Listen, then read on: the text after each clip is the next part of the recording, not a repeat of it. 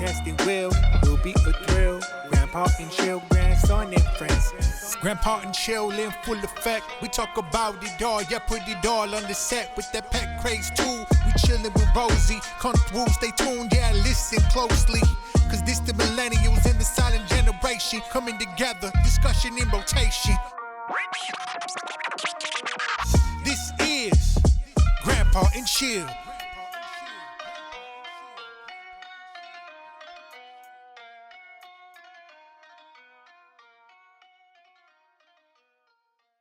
I'm Brandon Fox. You're listening to another episode of Grandpa and Chill. I'm here with my amazing co-host, Phines, our amazing producer, Sierra, and as always, my older relative, Grandpa.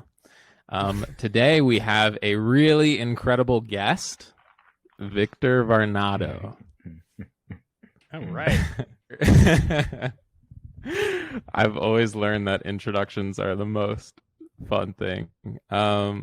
If you could just tell our audience just a little bit about yourselves. Ourselves? Yeah. Did you pluralize me? Starting with Grandpa. No. A little bit about yourself, Victor. Yeah, sure. My name is Victor, and I like to make cool stuff. I have liked it all my life. I've done a lot of acting, comedy. Acting, I've been in movies with Arnold Schwarzenegger and Eddie Murphy.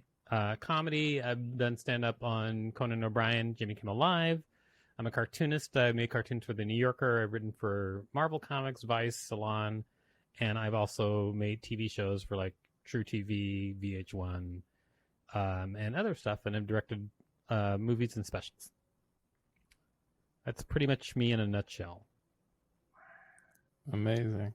Wow. Up to me. And that's our show. Thank you, guys. No, Really? Okay.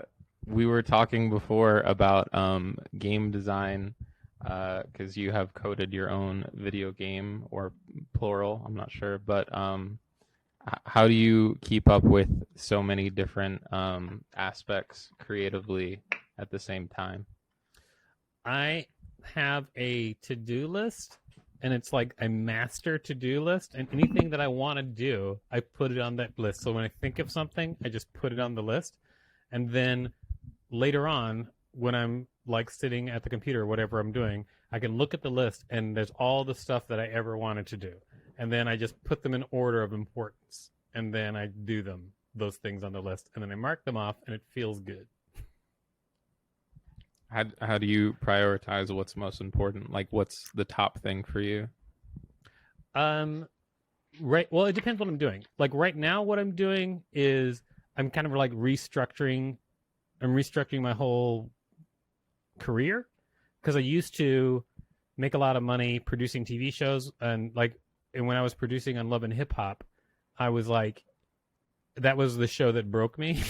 When I was like, oh, I can't do this anymore, and so once I left Love and Hip Hop, I never produced another reality TV show ever again. And since then, I have been working on producing my own stuff.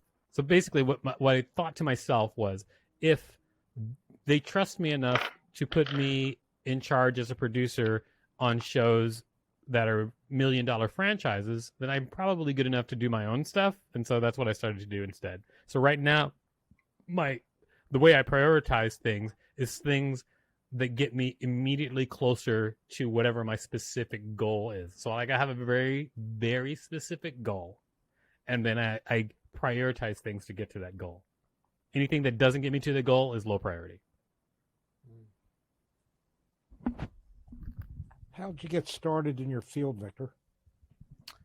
That is a good question, because I can't exactly name what my field is, because I do so much weird stuff. But I would say like I got started in comedy because my teacher in high school was tired of me cracking jokes in class, and he was like, hey, if you try to do this on stage, I will give you an A. Just stop doing it in class.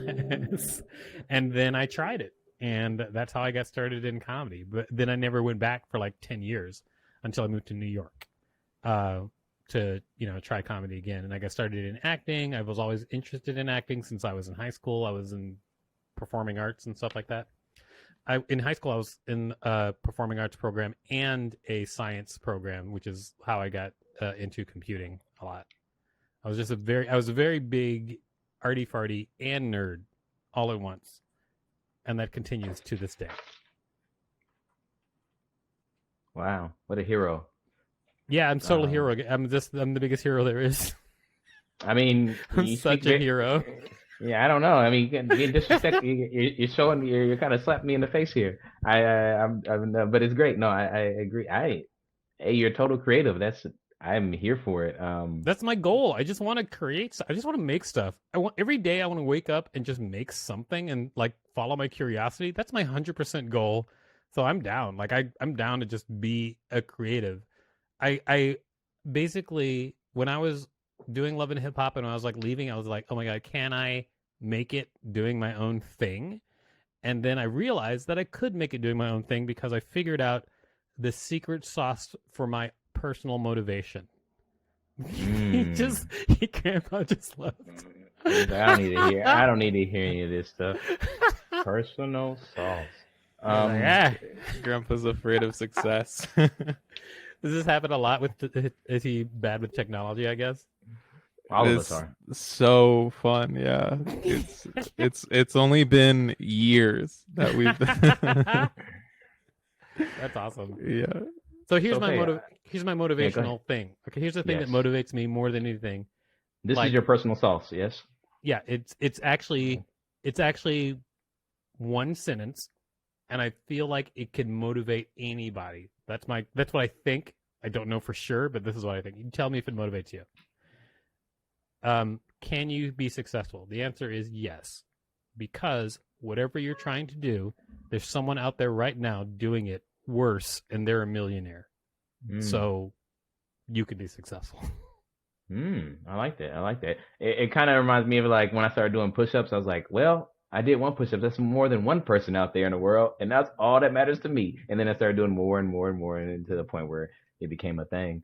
And then you're like, Hulk smash.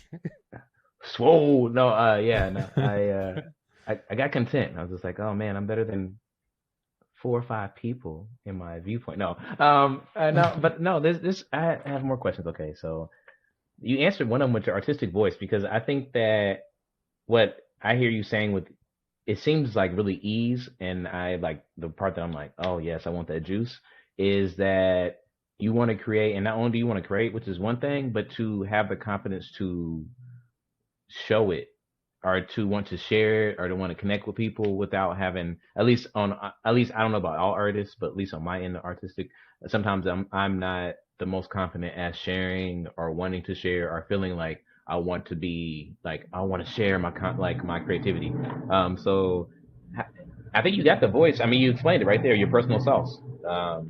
Yeah, I mean, but I'm right there with you. I have incredible anxiety. I mean, I didn't talk about this earlier, but because, what was me, but I have come on, crazy anxiety. Like I have a lot of anxiety, and before, the thing that changed after the Love and Hip Hop thing was that I was like, okay, if I want to make it, I have to fight my anxiety, because my anxiety tells me not to do anything and never show anybody anything. That's like, because I like everything I do, I have so much like anxiety and fear about it. But what I started doing was I started trying to think and being like, okay, if the only reason I'm not doing something is because of my anxiety, because I'm scared, then I'm just going to do it and see what happens. And that's what I started doing.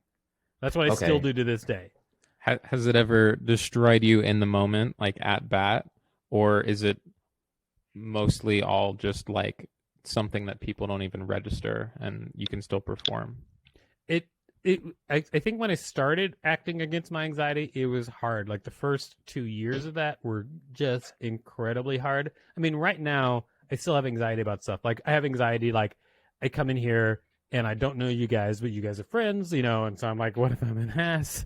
And then like your grandpa leaves and I'm like, does he hate me? So like I have anxiety about all kinds of stuff.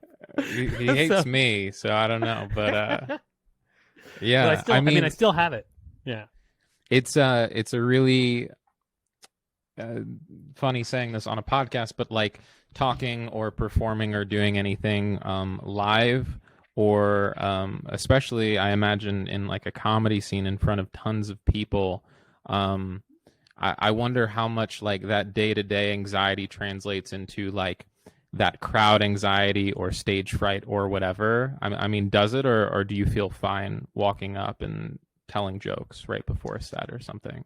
No, telling jokes is different than, well, I mean, yes, there was anxiety when I first got started, and there still is anxiety, of course. Sometimes, like, it's a show that's important, or it's a show that you didn't prepare for, and then you walk on stage, or it's a show where somebody's in the audience who you're like, oh, I don't want to bomb, So, like, sometimes there is anxiety involved with it, but a lot of times it's a place of safety because I'm a funny guy, I'm engaging, I can tell a good story, and so knowing that. Sometimes getting on stage is such a place of safety because I have my reputation to precede me and I have my writing to protect me. Wow. Yeah, that's cool. Okay, so more questions. I'm trying to connect these pieces together. Love and hip hop. Actually, I'll start from different. When did you move to New York, and where are you from originally? I'm from originally from the South. Originally from down in the South. I lived in Arkansas and I lived in Alabama. But then when I was about 13, 14, I moved up to Minneapolis with my father. And then I moved to New York when I was 27. And so that was, but when I was 27 was 26 years ago because now I'm 53. So It's been a while. Look at you. You've learned math. Now I know, right? No, I'll look at your Wikipedia page, all right, and this is all cool. I appreciate Wikipedia page is old though. Somebody put, so there was like a time when I used to guest on this podcast called Keith and the Girl, and the fans are super fanatics, okay? And so when I guested on that podcast, like one of the fans made a Wikipedia page for me because they were such a fan of the show. Wow, good for. I mean, that's cool. I guess. Cool, yeah. Okay, so I'm from Indiana. That's where I'm originally from. I was born in Gary, Indiana. That's what I was about to say. That's where Michael Jackson's from. And yep, that's like rough parts in Indiana from where I'm from Indianapolis, Indiana. But I also moved to New York at like 26. So look at that. Yeah. Oh yeah, are you in New York now? I'm in New York now, and hopefully Dude, we're gonna hang out. I'm gonna tell you where we're gonna go too. Oh, we're gonna go to yeah. Wonderville. Wonderville is like one of the most brilliant things in New York. I'm so down. Is everybody in New York? Nope, just me. I'm in Georgia right now. Oh, well. Yeah. Uh-huh. You don't get to learn math. I clearly don't. So there's this bar called Wonderville in New York, and it is a bar where it's a video game bar, like a barcade sort of thing, but all the games in it are unique. They only exist at that place. So there's a bunch of video games that you can only play at that place, period. Oh, wow. It's I'm great. down. Yeah, definitely. Let's do this. Just want to check back in. Is Barton still missing? Yes. I'm about to call him right now. It says I tried to call him. He let me go to voicemail. And Yeah. but it says he's still recording on Riverside, so I'm gonna try to boot him. If you I can feel hear like me, Grandpa Bart, I'm gonna boot Maybe you. he's Just, been like, here and talking this entire time. That has happened before. I think that's what's going on. I imagine that's what I do. And he silenced his phone to pay good attention. We can't hear you, Grandpa. He said, Sierra, first why are you episode. calling me? I'm on a podcast right now. Yeah. That's exactly what he said. I'm really, I'm very proud of myself. I'm muscling through. I usually laugh so hard at the robot voice that I hear when people's connections messed up. And I've been here this whole time, and I've been this is keeping my a life stone now. face and doing pretty good. Professional today. Maybe it's my headphones. Maybe it's not other people's connections. I've been making fun of my friends about their connection, and maybe It's not other You've people. been making It's fun of me. everybody else It's hears everything fine. It's you. Yeah, everybody. They've been calling me mean. They've been like, you're kind of mean about me making fun of them, and I was like, it's not. I'm making fun of your connection, not you personally. I don't like the person these headphones are making you become, Phines. Ah. I don't like what they're making you become. All I hear is boop bop boop bop. This is like Ice King levels. You need to take the headphones off. But they make me feel so special that I feel like I'm the only one that speaks normally, and everyone else, like, I don't know. I don't know if I'm gonna take them off. Victor, with your podcast that we'll definitely dive into, but have you ever experienced technical or crazy difficulties randomly, or you don't have guests, so it's easier? No, we have guests. Absolutely. Oh, you do have guests. Oh, okay. Yeah. Do you want to come on the podcast? Absolutely. Okay, you can definitely come on the podcast. I only listen. Yeah. Well, I have two podcasts. One which is a game show called Six Insanely Questions, and one which is WikiListen, which is the daily Wikipedia podcast. But both of them have guests. You're welcome on either, all of you. Wow. Oh my gosh, you. You should come on Six Insanely Questions, and all three of you should come together, because the way it works is we record 3 episodes back to back, and people take turns being the contestant on the game show, and each one takes about 20 minutes to record, so it's an hour, and so all of you could be on the game show to get on the podcast together. I love Count that. me in. Count me in. What are the I'm down. games? Well, it's one game. It's called Six Insanely Questions, and what I do is I ask 6 questions of each person, which are right for that person. And then I ring a bell if I like their answer, and if I don't like their answer, I tell them why I don't like their answer. And then at the end of the show, I decide whether or not it's worth giving them $5 for their performance on the show. I love that. It's really stupid but fun. That's all. That's what it's about. That's what it's all about. I did trivia last night, and I think third place gets $10 or something. And I was on a team with people I had never met before. Yeah. And I've never seen someone so close to killing me recently than me messing up it. Like, I was like, oh yeah, it's totally Canada's the answer, and then he's like, cool, gives it in, and then he's like, I put 6 points on that. Got very, very close, very serious, and I was like, oh my god, for not everybody. So people get real into it. My wife and I went to a trivia night, and the funny thing was we were the only black people at the trivia night, so we named our team the Blacks. But then it's funny because every time, so first of all, the guy who's announcing was like very uncomfortable when he'd get to our name. And then every time he'd say the Blacks, we'd be like, yeah, the Blacks. But then they were also like, this guy looks white. So I was like, but they didn't realize that I was a black albino on the show. I mean, on the trivia thing. So did you win? No. No, because trivia, let me tell you something about trivia. Trivia is made for white people, okay? All right, all the questions were like, who is Pat Boone? And I was like, what? No, I'm kidding. Very, very like the Blacks to use to do that. That's what I would say. I was like, classic Blacks team. Every time the questions were like something we just had no idea, we'd be like, we would do that loud. Yeah, I like that. Make it uncomfortable. Yeah. I wrote. It was between Christian Bale. It was a lot of people, but Christian Bale or Glenn Close having won an Oscar, and I was like, this is a guess. I don't know, but the guy put down Glenn Close, and it was Christian Bale who had won, and we went from first place to last place because he had wagered. Yeah, so. Oh, he'd wagered too much. Everything. It was everything. Grandpa. Is he back?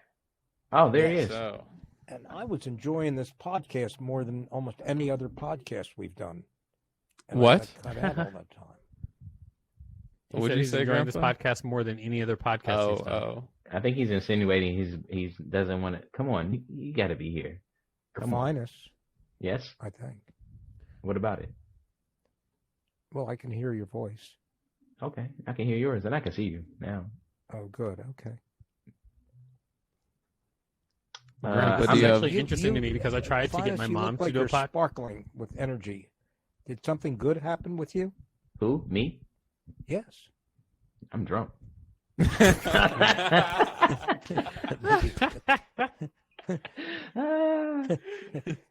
about the only thing that does it these days.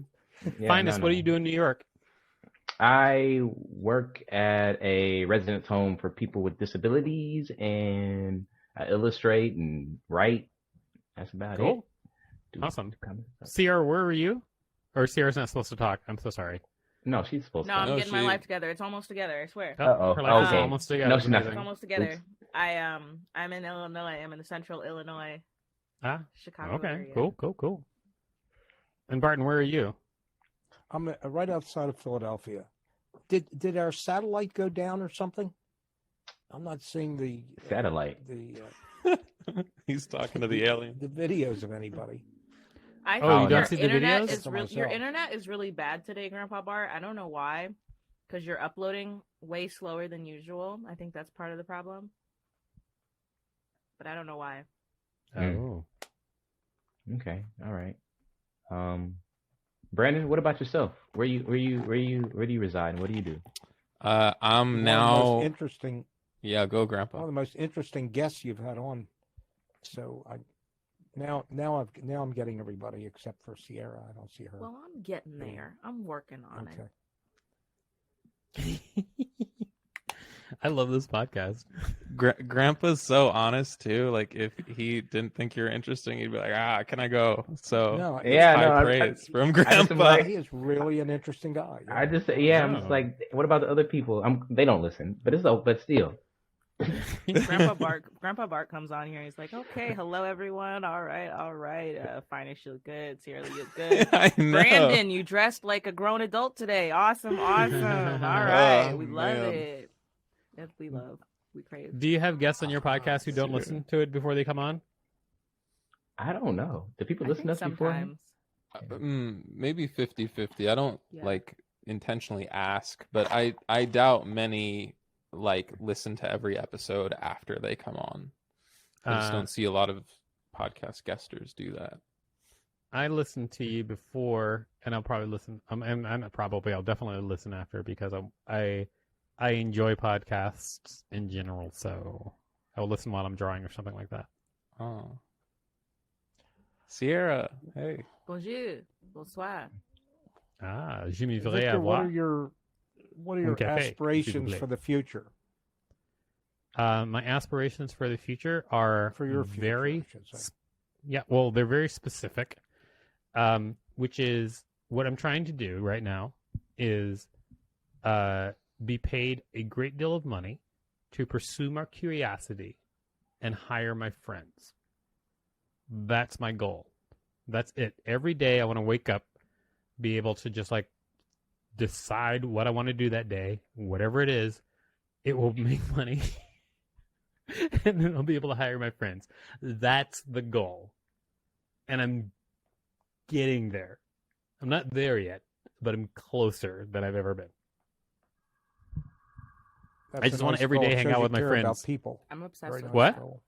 That's a nice yeah, I goal. do. It shows that you care about people. You're a I people absolutely care about people. Yeah. People are the most important thing in the world, actually, and the only important thing in the world when you think about it. I mean, if you want to go deep, first of all, nothing really matters. Nothing matters at all. But we all decide what matters to us, right? It's true. And that being the case, if nothing really matters and you only decide what matters to you, think about people. People that decide that you matter to them. They put you in their world. So if you find the right people, it's all good. That's what you need to do. Just hang out with the right people because they're the only thing that matters. Do politics influence your your work? No, not really. I'll tell you why. Because I looked at the world and I was like, okay, what do I really want to do? I want the world to be happy. I want everybody to be happy, everything to be equal, everybody to have joy.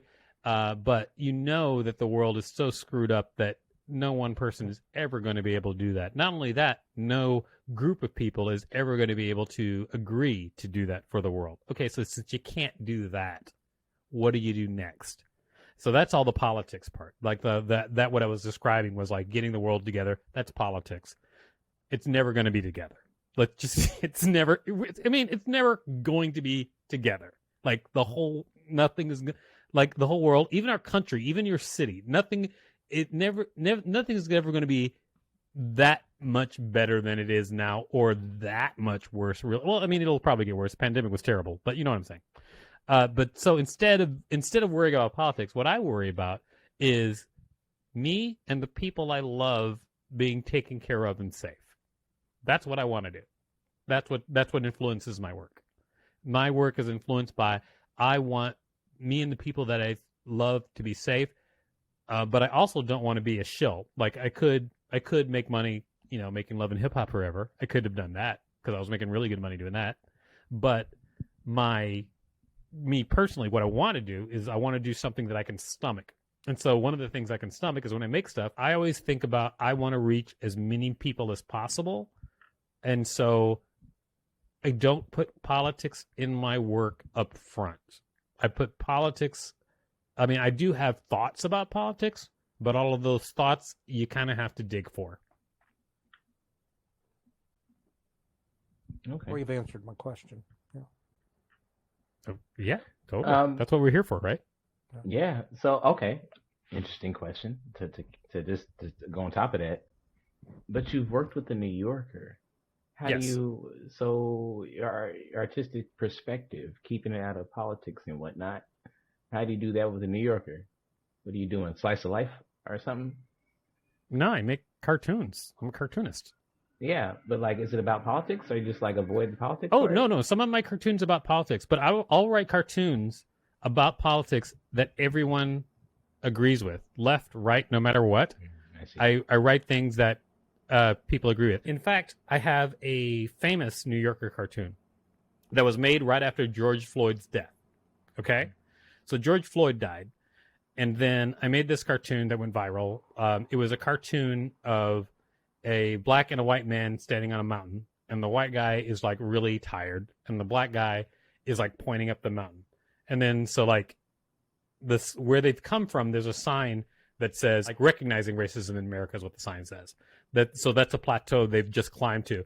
And the black guy is pointing up the mountain, and there's a sign up the mountain pointing up the mountain that says doing something about it. Mm-hmm. And so that was something that like everybody got. Like, it doesn't matter if you're left or right. Like, yeah, George Floyd's death was crazy. And so no matter what side you're on, you have to look at that and be like, yeah, that's like, we don't want that to happen. Like, that shouldn't be part of what happens to us. Yeah, that's it. Oh, there like, it is. we don't want that to happen to people. So I think everybody agrees that, everybody agrees that we don't want that to happen. And so I'm trying to say, like, yeah, okay, there is racism. And so let's, figure out and do something about it. That's it. Like, I feel that anybody can respond to that message. Yeah. This also goes back to like, what age were you when you started Love of Hip Hop and when you left it? That wasn't too long ago. I left Love and Hip Hop. Well, I didn't leave. The show that I was on finished, and so I finished the season that I was on, and then I just never went back. Yeah. Oh, excuse me. Sorry. I had a little weed earlier. You know how it is. It happens.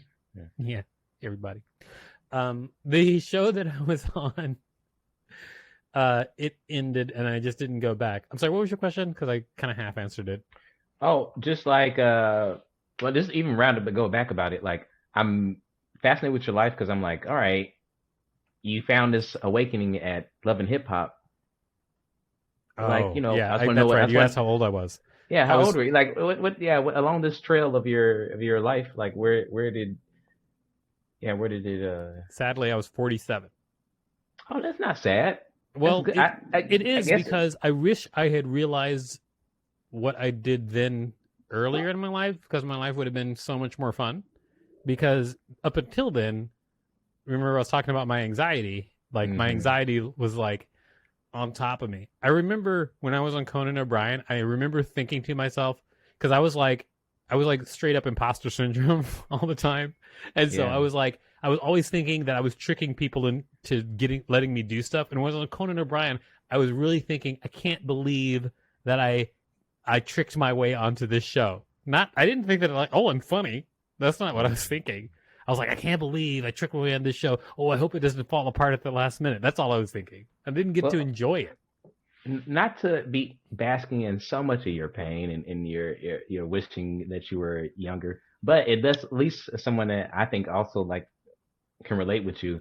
I'm like, whew, at least people are still struggling with these things. Like, something that happens and, you're still doing great in my eyes. I think you're doing, amazing. So, good. Oh, yeah. I dealt with this today. It's so refreshing to hear. Not the Conan O'Brien part, but the anxiety. Yeah, well, right. It's really weird because when you're before you're in like these situations, or when you're looking on at these situations and you're looking like at a movie, with an actor in it, and you think to yourself, wow, they've got it made. That must be straight up joy every moment. Mm-hmm. But then when you're in a movie and you're an actor, you're like, okay, all these people are working. If I screw up, all these people lose their jobs. If I do anything wrong, this movie fails and people lose millions of dollars. Think about your anxiety then. Mm-hmm, mm-hmm. Did you do this? You do this white knuckle? I'm so sorry. I'm just nerding out. Do you white knuckle this, or did you have therapy throughout this to get where you're going? I just started therapy about a year ago, and before that, it was just all me. Well, I mean, I think the one thing that I have that is useful is that I really enjoy computer programming, so I really enjoy logic. So then I can sit down and I logicked out how to work against my anxiety. Can which is what I just told formula, you. Well, no, I just told you earlier, which is like if I sit down and I think if the only reason I'm not doing something is because of fear or my anxiety, then I just do it anyway and see what happens. That's it. So true. That's so true. All my mantras are super simple. It makes it easy to remember. Just like what's the worst it could happen mindset really worked for me until the worst thing that I thought could happen did happen in and now I'm like, well, shit, maybe stuff will, so I don't know. My worst that could happen mindset. Well, here's the thing. This is how I break down my worst that could happen, because the worst thing that could happen is actually not as bad as I thought it was.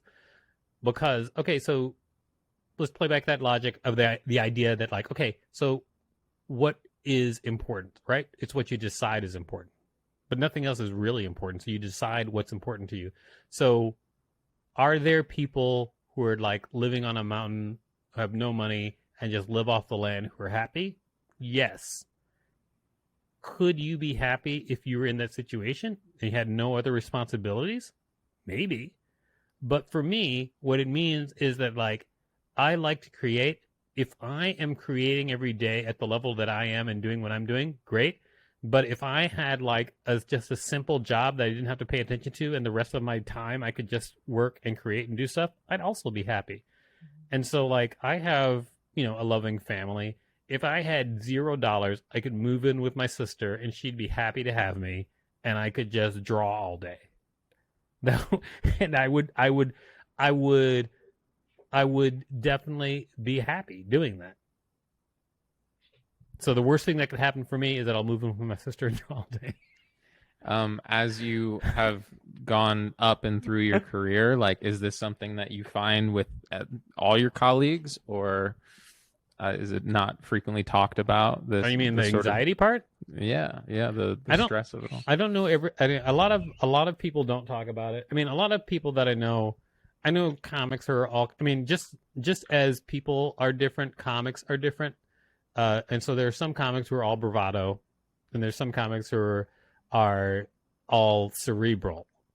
So I do know some comics who talk about their anxiety, but then some comics are like, anxiety?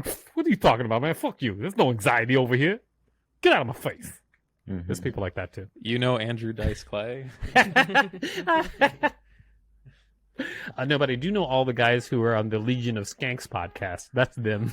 What is the Legion of Skanks? Oh, it's a podcast that's out there.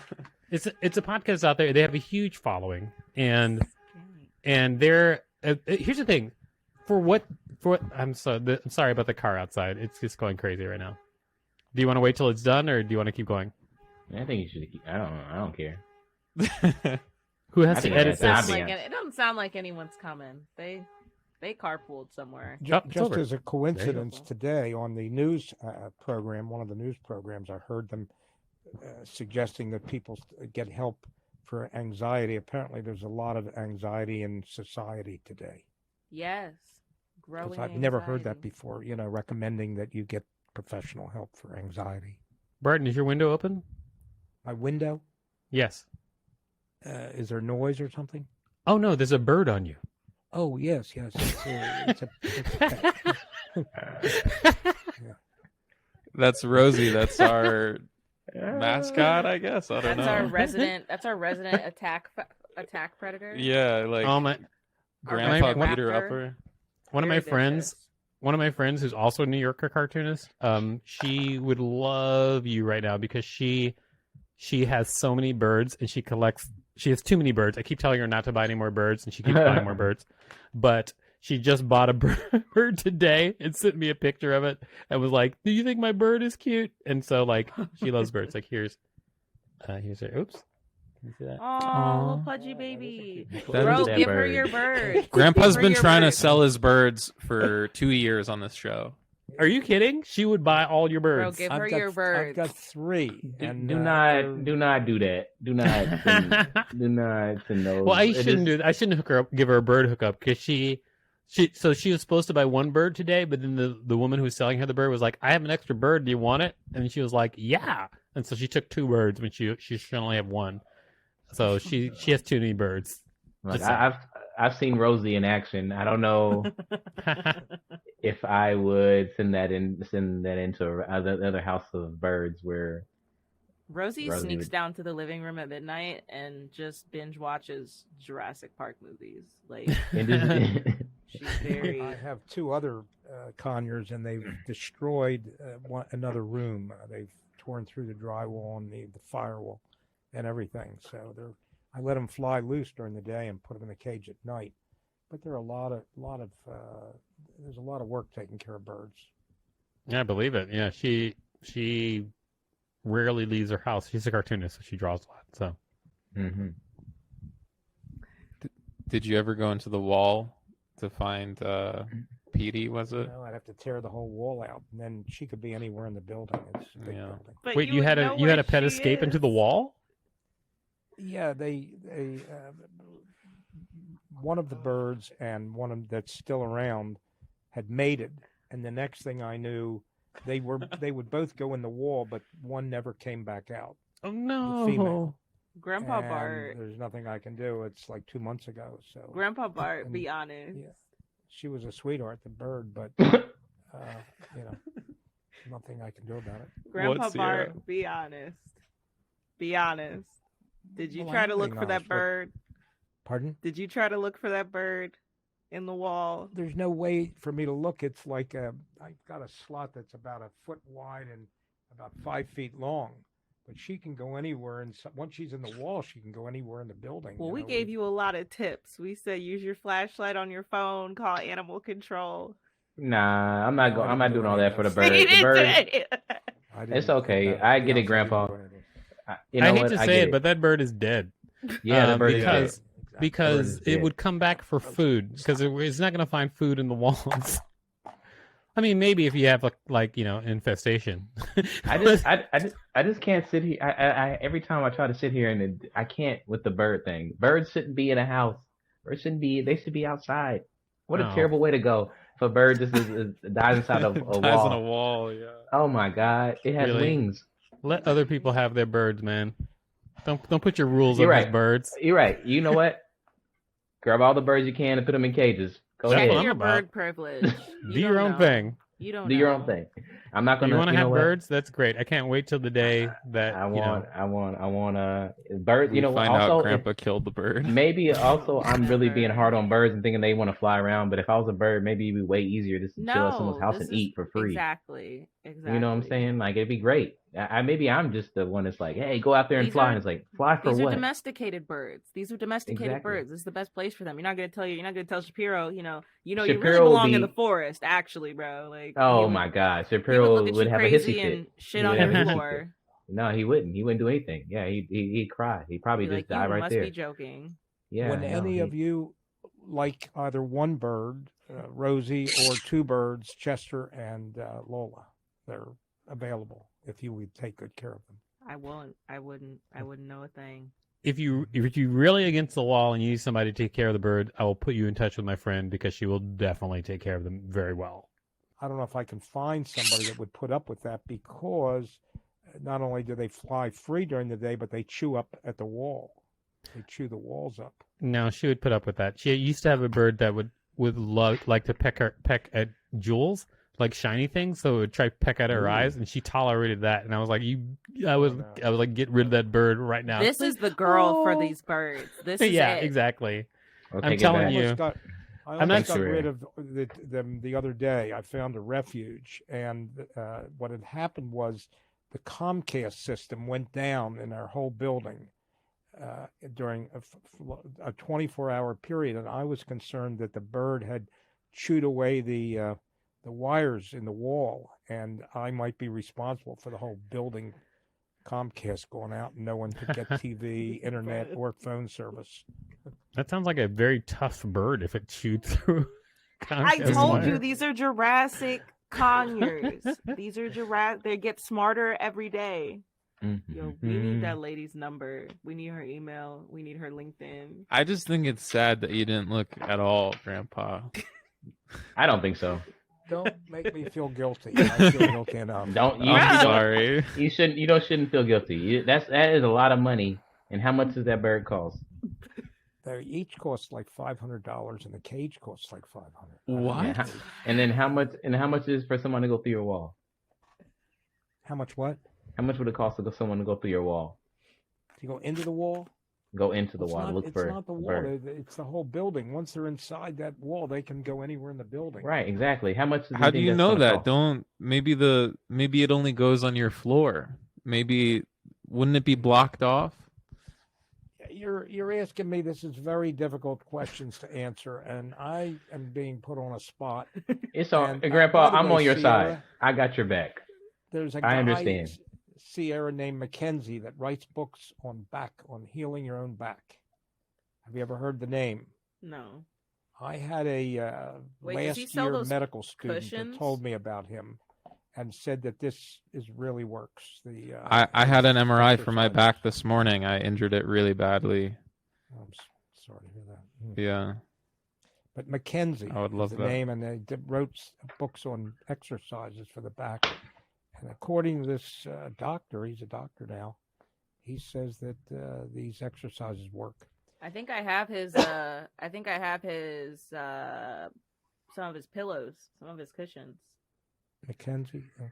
It sounds. Yeah, I thought it sounded familiar. Where videos, links, and blogs. Give me that. I thought of something while I was away. Did you know that you can X-ray your wall without damaging it at all? That makes sense. That tracks. Yeah. Okay. Like because Okay. what they do when they do like they have those new stud finders that X-ray the wall. You can do that, and you can probably find your bird skeleton. Well, I see a dead bird. That's the problem.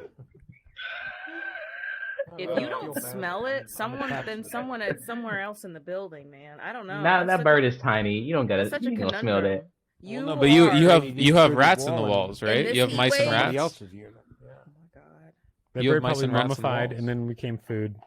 We're You better gonna hope talk that all bird this watch shit. Watch Bird. Talk Jack's all Rock this Park. shit, and then next month in October, that bird is gonna come out of nowhere and just haunt the shit out of all of us. We're gonna Well, that deserve would be it. nice. It's gonna come back with like a necklace full of like rat Full pet cemetery. rat Some kind of heads and be like, yeah, some I kind of killed pickle all Rick those pet rats in those walls. cemetery combo. Exactly. That would be Victor- great. Victor, you mentioned a really interesting bar where they have their own video games. They do their own video games in New York. Wonderville. But, what borough is that in? Brooklyn. It's in Williamsburg, Brooklyn. I see. Thank you. I live in Queens myself. Actually, I live in Queens on the border of Brooklyn. So, like, if I walk 2 blocks south, I'm in Brooklyn. Oh, cool. I'm in Astoria, so probably a little kind of close. Oh, you're very far away from me. Oh, oops. Because I walk 2 blocks south. I'm in Bushwick, Brooklyn. So Oh, I'm like oops. right on Wrong the edge side. of Queens. Yeah. I'm way away from you. But my friend has a comedy club in your hood, QED. comedy. I It's do know a QED in Astoria. Yeah, it's very it's in close. your very senior close spot. to me. Yeah. So, Yeah, Sonny it's owned took by me my there. friend Cambry. Yeah, I've been there What? a couple times. I like it. Oh yeah, cool, nice. If I ever perform there coming up, I'll let you know. Please. You mentioned that you also do acting. You're an actor. I am.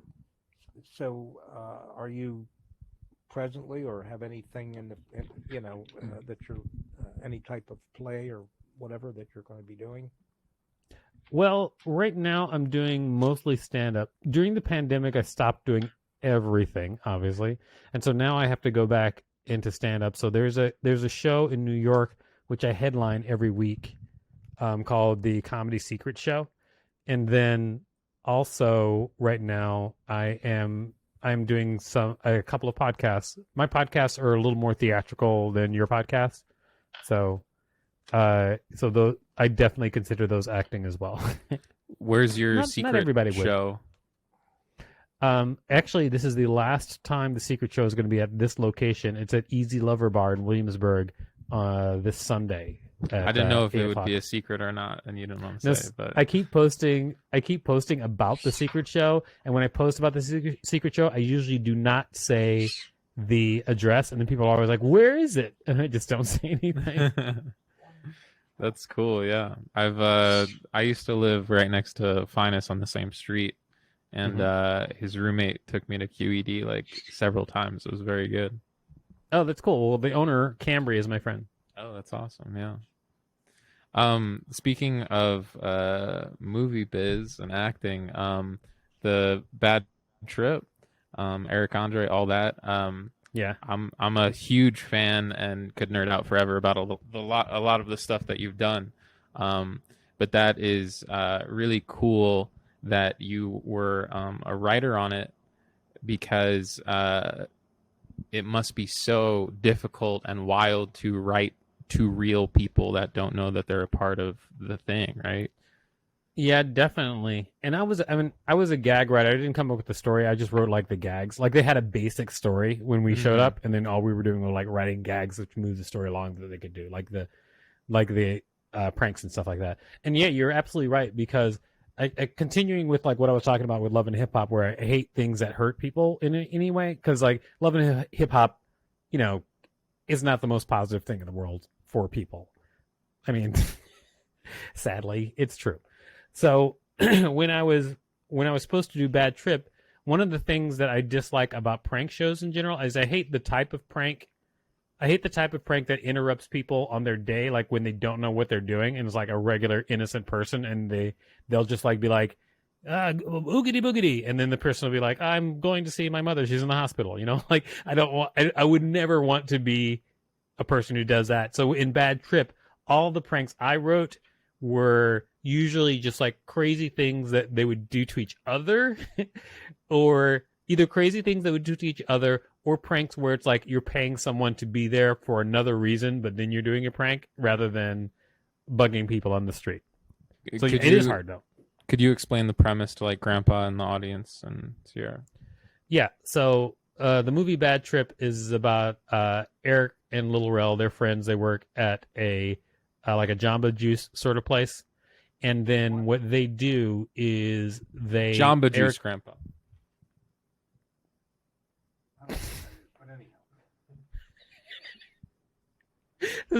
So then what they do is like a girl that Eric used to like shows up, and then he follows her to New York with Little Rel and steals Little Rel's sister's car, who's played by Tiffany Haddish, who's been in the news recently.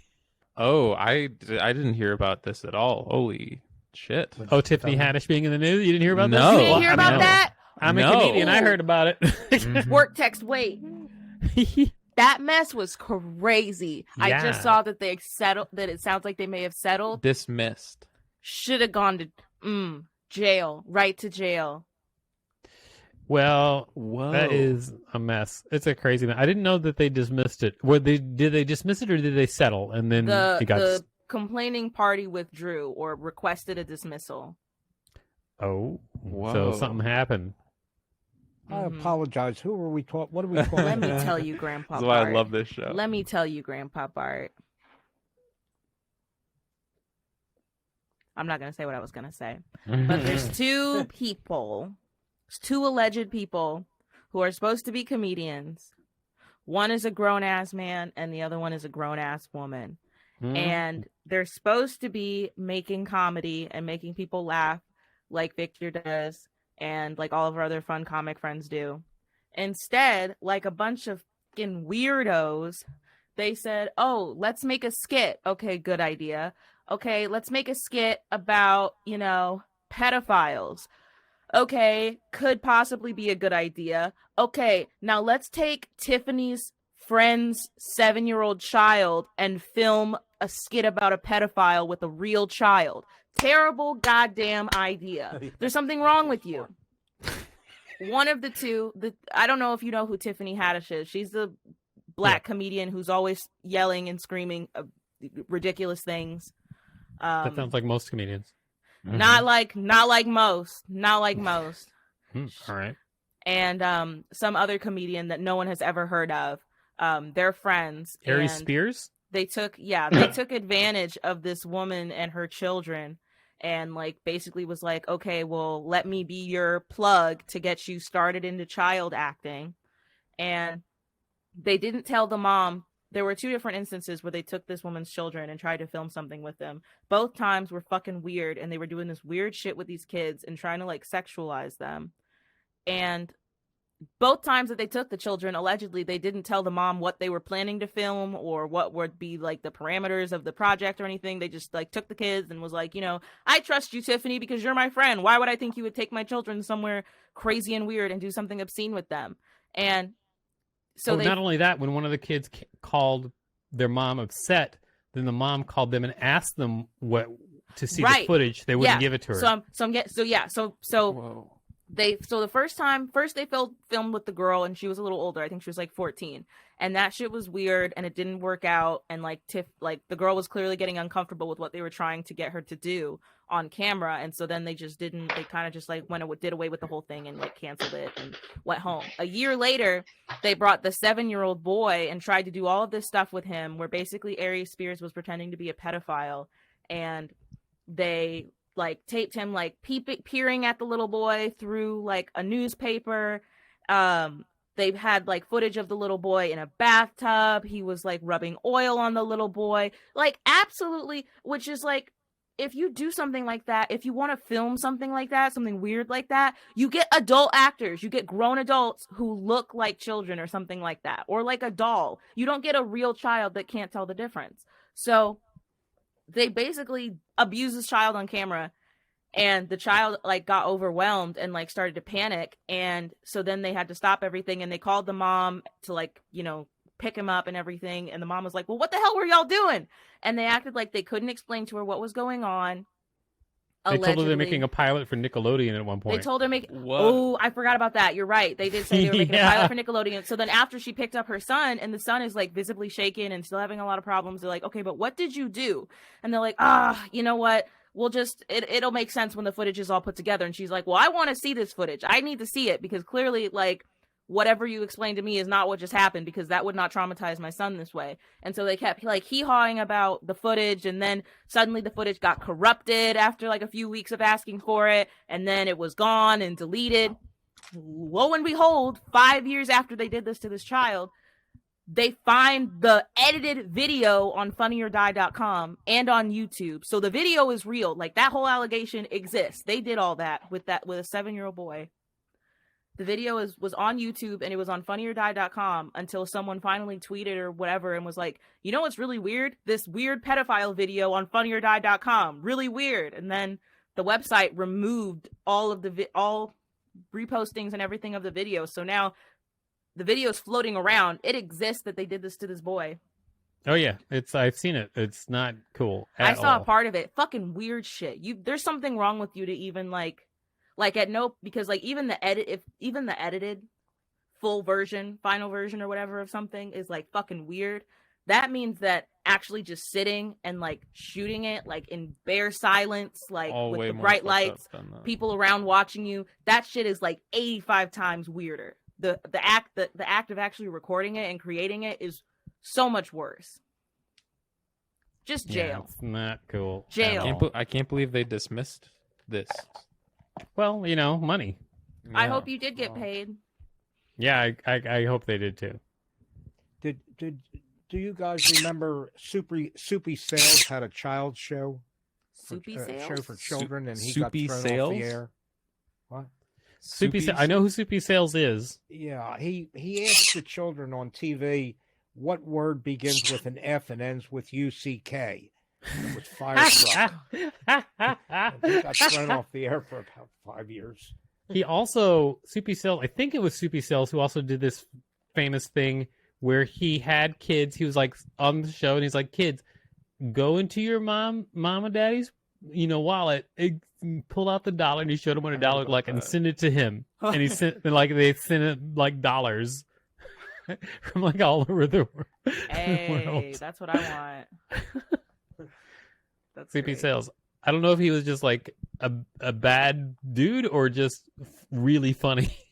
That's a good joke. Yeah, that's way better of a bit than whatever the Depends on your fuck perspective. Tiffany Haddish is Then in. whatever the fuck. Go to jail, bro. That's But funny. That's not as serious as what No, not even close. Sierra was describing. I mean, No, he did those are- steal a my dollar thing from was everybody, crime. but My That's thing so was crime. funny. Was yeah, it's hilarious. love. That's funny. Well, if I can say one thing, Soupy Sales, you're a funny guy. Soupy Sales, save us from this cultural hell we've created for ourselves. I wonder what his real name was because I know it wasn't Soupy. Oh, I just saw it. He's Milton Supman. Oh, I'm probably gonna put that Wikipedia page in my show because I'm gonna Yeah. read that. This is what the best thing about this show is. The best thing about this show is I will dig through Wikipedia anyway. So all I have to do is read it out loud and I get paid. Nice. We love. Yeah, it's so easy to go down a rabbit hole. Yeah, absolutely. It's I waste super, way super too easy. many hours.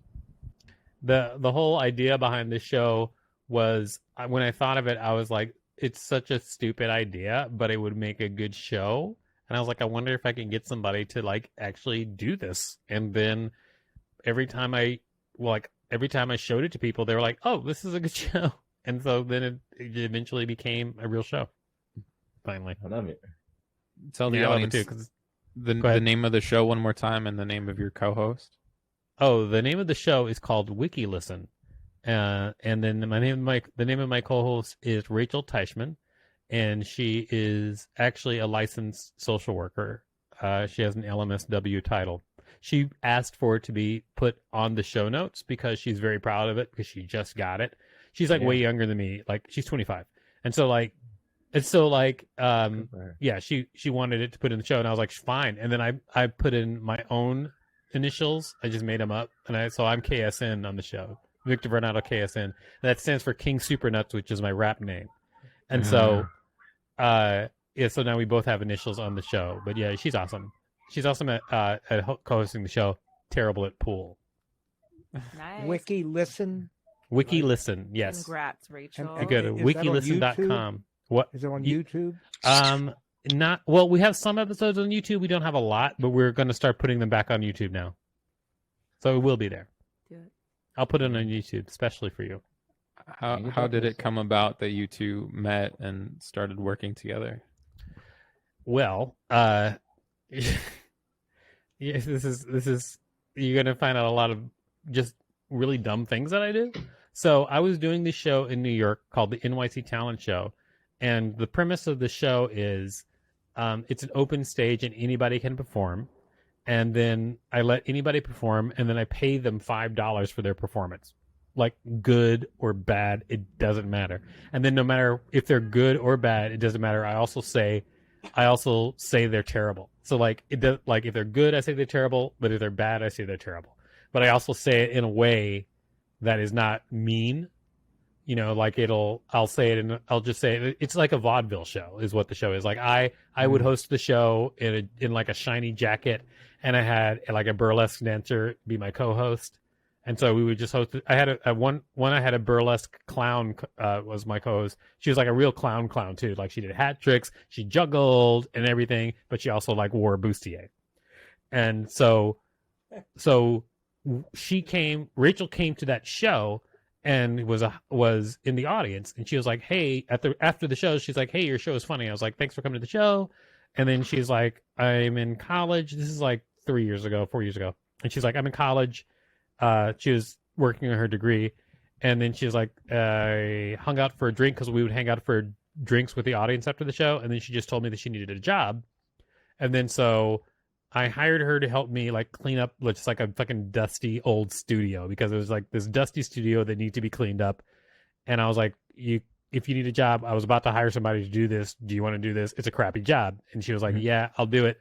And then we became friends, and I kept hiring her for other random stuff. And she would always like do at least a good job. Well, I'm not always perfect, but she would at least show up. And then I hired her full time for my company, working as a producer. She was an associate producer first, and she's become a full producer since then. And then during the pandemic, money was tight. And so I said, hey, I've got an idea for a podcast. I'll give you a percentage of that podcast in lieu of paying you right now, and hopefully it'll go somewhere. And lo and behold, the podcast did go somewhere, which is WikiListen. And that's how she became the co-host of WikiListen. Nice. That's so cool. Yeah, and we're good friends. Yeah. I was listening to How your. do you- Oh yeah, go Grandpa. I don't know the type of show you have. Do you have guests come on the Yes. show, or? Absolutely. Do you want to be on? You want to come on the show? Well, I'd rather you pick one of my other co-hosts. We were talking for a while when you were gone, Yeah. so they're going to do it. I'll be Get on the those show. birds off his hands, and he'll have Let's all do the it. time in the world for podcasts. Yes. Yeah. So yeah, we have guests on the show, and they'll definitely come on. I listened to your episode about bleached assholes on Wikipedia. Oh yeah, the anal bleaching episode. Anal So there are bleaching, Wikipedia pages about everything, and so we're putting that to the test on the show. There is a Wikipedia page about anal bleaching, and it's so funny. Oh my gosh, the Wikipedia page for feces has one of the funniest lines ever. It's just like a straight up description of how pooping happens. And it's so technical, but so precise. It's hilarious. I'm going to look it up right now. Hold on a second. I'm going to tell you what the funniest line. I want to know. I noticed you That got I a read more in Wikipedia serious so look far. on your face, Sierra. I was waiting to see like how it was amusing. I was like, is someone fucking around on the poop page? Because that's something like I would do, or something like some children would do. Is No, nobody is. Nobody is. But In fact, no. it's harder to screw with Wikipedia than it used to be. Yeah. It used to be they didn't have the people to like really. So basically, there's a one sentence description of how pooping happens, and it's just a funny description because it makes total sense, but it's just so the group of words just made me laugh when I first read it. And here's the sentence. Feces are discharged through the anus or cloaca during defecation. That's it. Oh, Damn. It is. It's like- Someone wrote that and Wait, had to Phines cite their missed it. sources. I know Phines wants to hear it. Yeah. Oh, Phines. This is Phines. Feces are discharged through the anus or cloaca during defecation. He just Please. laughs. Is he dipping or what? His shit's broken. Busted, bro. Oh, I have to man. go back to clean feed and Zoom. The funniest page I read so far is one that was recommended by Rob Maraskin, who is my friend, and he recommended like very early on in the show a page called Ferret Legging. And so what ferret legging is in Australia, it's a sport where what you do is you take a ferret. These are the rules. You take a ferret. You have to put your ferret in your pants. The pants have to be sealed at the ankles so they can't get out. You cannot wear underwear. The ferrets must have sharp teeth and claws. And the way you win is you keep the ferrets in your pants longer than other people. And Where is this? This is in Australia. And the sport was revolutionized one year. The sport was revolutionized because one person was like, hey, how about we all wear white pants so people can see the blood better? And that was like the big to-do in the ferret liking world. They're running out of stuff to do. Holy shit. This doesn't Yeah, happen pretty in black masochistic. communities. Oh, absolutely not. No, this is not. No, it's not gonna be like who can hold a ferret longest in Y'all their be pants. making up. Y'all be bored. Y'all need to read. I don't know. Y'all be making up stuff. I took my girlfriend to Dragon Con. Have you heard of this, Victor? Yeah, oh, definitely. I've been to Dragon Con. Really? Have you heard of Boinking Beasties? I told this to Grandpa last podcast, and he just got angry and left. But I have you not heard of this? Blinking Beasties. I'd love to. So we were in a Dungeons and Dragons like at a playthrough or whatever. They have a bunch of different panels, and we couldn't really hear them, so we got bored and we just left. And right next door was a sign that said Boinking Beasties. We're like, that's weird, and there will probably be very few people. We open the door, and there's 2 seats in the back out of hundreds. I mean, there must have been 500 to 1,000 people in this massive auditorium.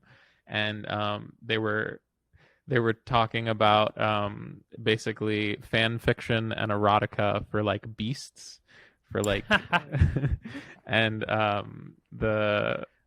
beasts having sex with each other or beasts having sex with humans? What was the name of that guy that I said to look up?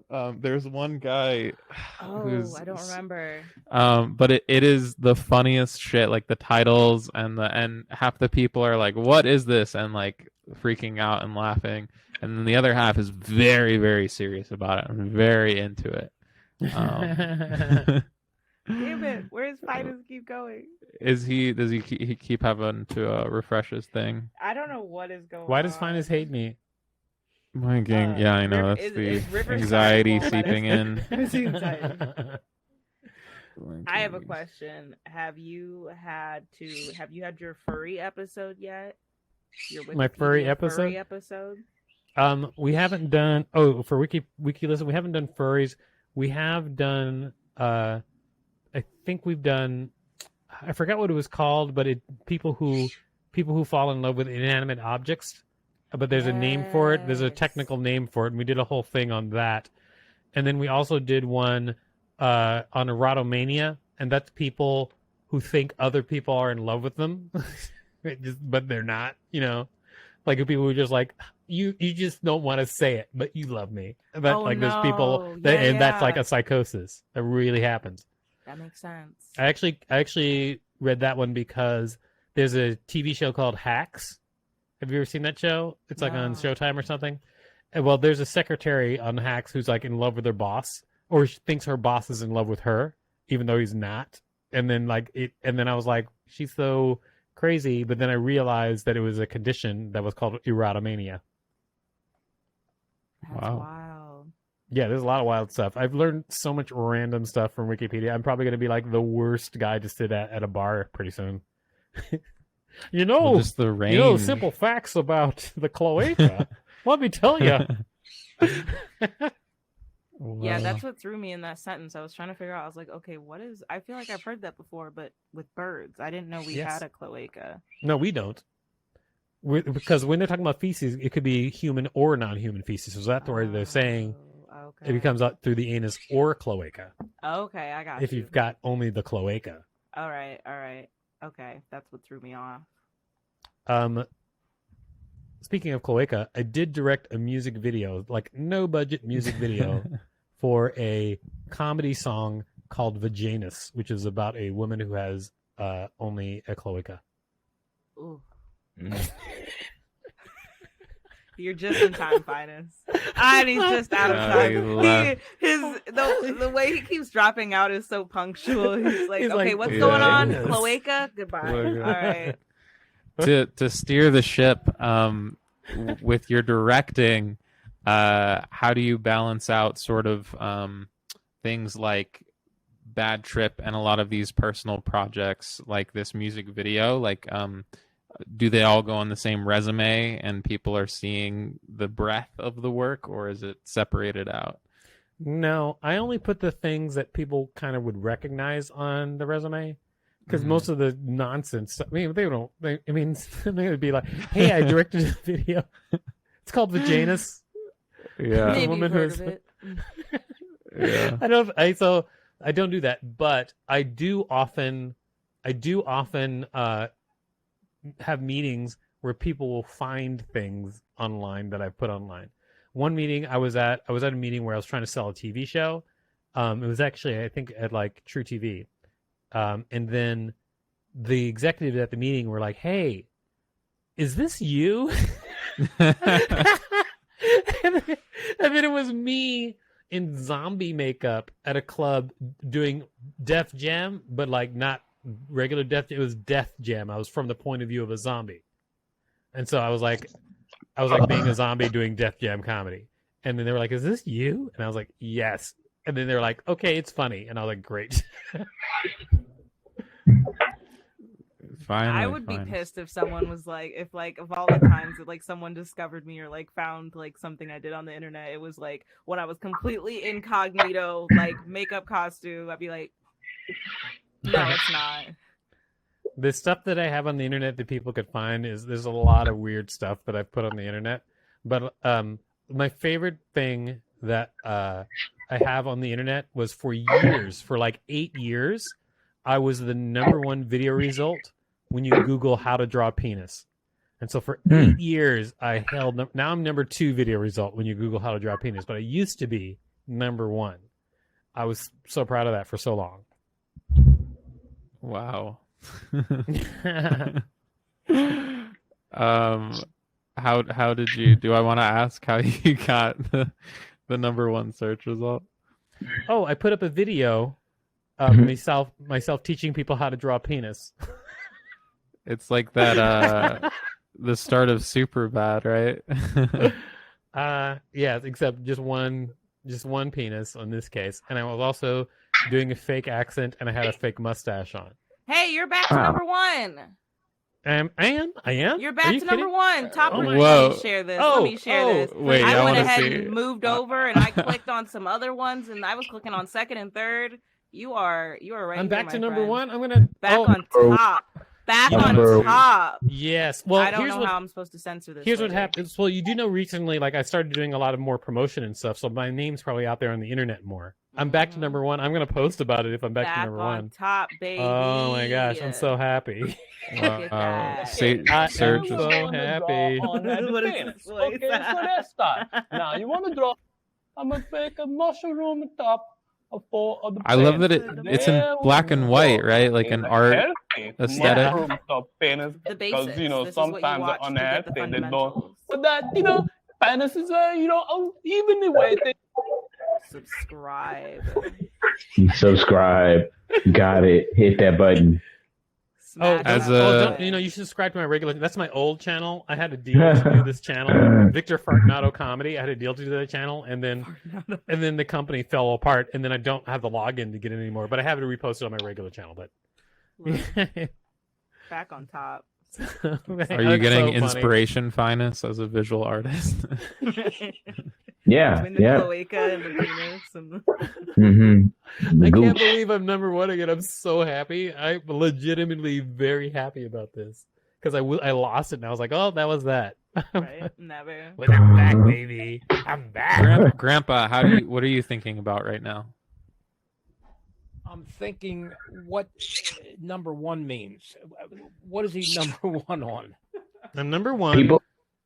It means that people out there are searching for how to draw a penis, and I Mhm. am the one who gets ushered them into the world of penis drawings. He's the first thing that Okay, comes up for on that Google. particular. #1 Okay, result. Yeah. for that.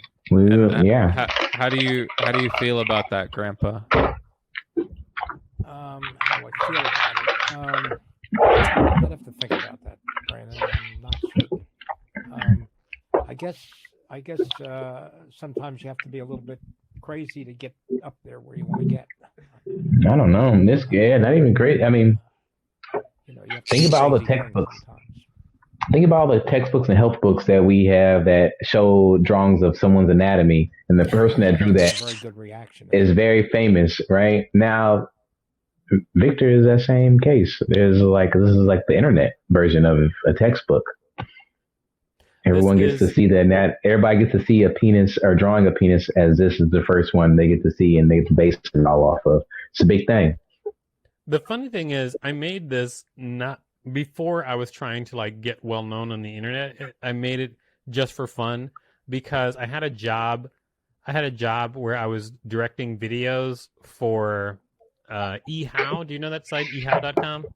So they used to have all these instructional videos and then they had ordered a bunch of videos with me where I would film artists teaching you how to draw things. So like if you were like how to draw a duck. And so I had this setup of this clear glass that you could draw on in my studio, and it was just sitting there. And so then I was like, wouldn't it be funny if I did a video about how to draw a penis? Because I have this setup. And then so that's what I did. It's really good. it's You're muted, Sierra. That's hilarious. That is a cool setup, though. Is it like just like glass? It is. It is a frame built with plexiglass in it, and then lean-tos on both sides so that it holds it, so that you can draw on it without it shaking. Ooh, I like that. Victor, you got the #1 spot, and obviously you've had a lot of people click onto it. Yeah, my how to draw penis video is #1. Please say, Victor, you have the #1 how to draw penis video. Please get say it. advertisers on that? Grandpa, he's asking you a request. Is there a way to make any money out of it? I will tell you after you do what I asked. If I said, please say, Victor, you have the #1 how to draw penis video. Victor, you now have the #1 picture video of how to draw a penis. Yeah. Thank you. All right, take two. Take two. You got it, Now- Grandpa. Say now and ever. I'm gonna clip this and put it on the internet. I'm just curious if you are able to get any kind of money out of it. That's all. No, I can't, because the company that site it's on, it actually went down, or the channel that it's on, the company that was called My Damn Channel, they don't exist anymore, so it's not making any money. It's just out there for the love of it. Oh. See, this is all he gets, Grandpa. So you got to say it. You got to be like service. Doing the Lord's work. And doing you the Lord's can't- work. You can't take that video since you produced it and sell it to whoever, Toyota Motor Company or whatever for advertising. I absolutely could. However, the Toyota Motor Company would not buy it. Not with that. Not with that attitude, Victor. Think about this new car design. Man, I've actually been thinking about someday just going back and just drawing other things, like this is how to draw a butt. Yeah. You worked with or met Stan Lee, right? Yes, I did both. I worked with him and met Stan Lee. That's incredible. Was he aware of the this drawing? This Stanley video are we was talking after working with. This video was after working with Stan Lee. Although I bet that if he had seen the video, he would have liked it, because he used to do these videos for Marvel Comics where he would host people drawing comics, and it would look sort of similar, where he would be talking about this is how you draw a man with his fist up, and then somebody would draw it. So I think he'd like it. The legendary comic artist who created Spider-Man, et cetera, Grandpa. Oh, okay, I don't know if you were talking Stan Lee about was not an Stanley artist; he was a Kubrick writer. or- Nerd Which out. Stanley? And we're insinuating that a fist up is like a penis, yeah? He's Right? No. I'm not. Metaphysics. No, that's not what I'm insinuating. I'm just insinuating Dang.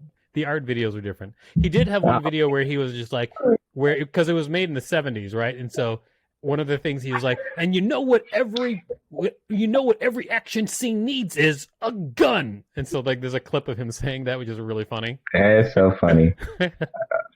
I mean, if I guess, yeah. No, that's You're fine. aware, maybe you're that Phines is a nice. He does very nice comics. Oh, that's awesome. Yeah. My favorite comic book artist right now is Ryan Otley. Do you know that guy? Oh, mm-mm. Do you know the Invincible comic, the original comic? So like he drew all of Invincible, the original series, like almost all. Of it. Like he drew. He's awesome. He's so amazing. I was just at the comic shop today looking at the volumes one You're through. one prolific guy. I mean, you. Oh, he's you amazing. seem like you do an amazing amount of things, and that's great. You know, to be able that active. I once worked for a couple of fellas, and one of them, they were successful in a totally different business, in the bakery business, but one of them had been a writer for Hollywood movies, and he told me something that never made sense to me. He said that after you get a certain age, you can't sell your work, and I don't know where he came up with that, but Yeah, I feel like that is. Yeah, I think that's true at all. I don't either. What was his logic behind that?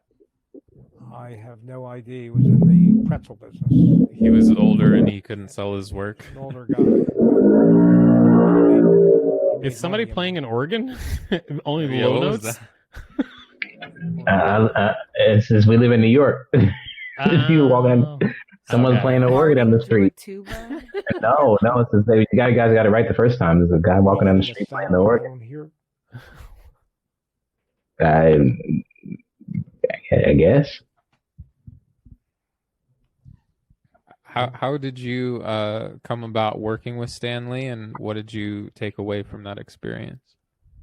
Well, I came about working with Stan Lee in a very weird way where near the beginning of my career, there was this just crazy executive producer, and he's a total sleazebag, but he had a connection to Stan Lee. And then he was like, I want to do this movie with Stan Lee. Can you write a pitch to get them to work with us? And I was like, how much are you going to pay me for the pitch? And he paid me for the pitch, and I wrote the pitch.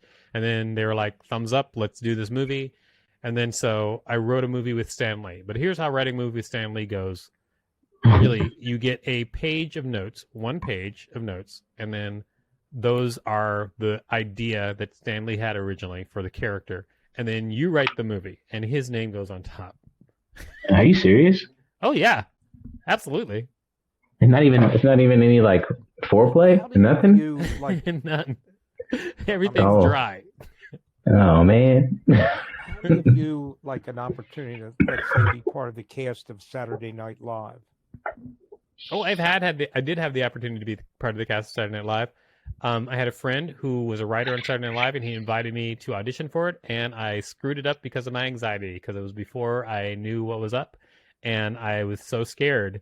I thought that I would never be chosen for the cast that I really blew the audition. So this is how badly I blew the audition. I blew the audition because he was like, I sent him a writing packet, and he's like, no, I actually wanted to see like your stand up and stuff, and a character audition, so you should be on the show. And I was like, sure. And then I could not think of anything to do. I was just frozen. And so I sent him like one stand-up set that I knew was not great, and I sent it to him anyway because I just totally destroyed the whole thing. Sad. And that was definitely how it was. And even to the point where years later I apologized to him for how I responded to that, because I didn't understand exactly how crazy I was at the time. I There you fully go. understand freezing because I was offered a lead in a play, and I totally froze during that actual play. Yeah, it happens. say Like what. it's not that like just certain things are harrowing, but it's just like life is harrowing. People freeze about everything. And then you think about it, people are always I think that people don't understand, or at least don't consider the fact that, like, if you say to yourself, I'm very sad, I'm having a very hard day. I came home today, and my house was broken into. Everything that I had was gone. I have no money, and I'm sad. But then people will think that if somebody is sad about, say, something like they got a new car, and somebody bumped into the car and they have a dent in the door, and it's the worst thing that has ever happened in their life, and they're sad. And then people always will say, "Oh, well, the person who, his house broken into, and that's the person who has, the real tragedy." But it's about experience. So if you lived a life where the worst thing that ever happened to you was someone hit your sports car, that is a tragedy to you, because that's the worst thing that's ever happened to you. And the evidence of this is that's why kids are like they are. Kids have not had a lot of experience. So you do one thing wrong to a kid, they freak out because it's the worst thing that ever happened to them, because they've only lived so much of a life. And so, but that continues into adulthood. There's some people who have vast experience, and their high and their low is very different from some person who's had not as vast an experience. And so I just think it's always important to just like think about that. It's a lot about what I talk about when I say that, like, nothing really has value. I talk about that in one of my succinct phrases, which if you Google it, you'll find me. My phrase is, nothing is sacred because everything is stupid. And that just reminds me that things that I care about, other people may not care about at all, and that's fine. But also the reverse is true. Sometimes things that I don't care about at all, other people really, really care about. That's also fine. But always just keep that in mind, just like when you're dealing with people, like, because when somebody is like so worked up about something that you just don't give a shit about, remember, if the roles were reversed, it would be very upset if someone treated something so flippantly that you cared about very much. And so, I don't know, just, I guess, have empathy, everybody. Yeah. I'm going to go high. That's hilarious. Sounds like long-winded. Really It's all enjoyed listening. It was a very beautiful way to end the show, Victor.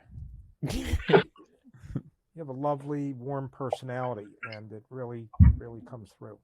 That's great. I hope you guys get a chance to play this back later and masturbate to it. And thanks for ruining it. I don't know. That, where can people find you? Where can they find your work? Any links that you want to speak out to them, we'll put it in the show notes too. But absolutely, check out WikiListen at WikiListen.com. If you're listening and you want to hit us up on any social media, then do and request a page, and we'll do your page and we will read it. So if you're listening out there and you've always loved the Alice in Wonderland page, request it and we'll do it. We do it for people and we'll give you a shout out on the show. And if you want to find out more about me, you can find me on Instagram. It's Varnado V on Instagram for Victor Varnado. Get it? Or at Varnado on Twitter. All that works. Okay. All right, cool. Thank you. Good night, everyone. Thank you. Thank you so much for coming on, Victor. Thank you, Sierra, Phines. As always, Grandpa, I love you. We'll see you next week. I love you. Gotta get out of here. Podcasting with Grandpa Bart and Rosie, always on his shoulder. This is Grandpa and Chill.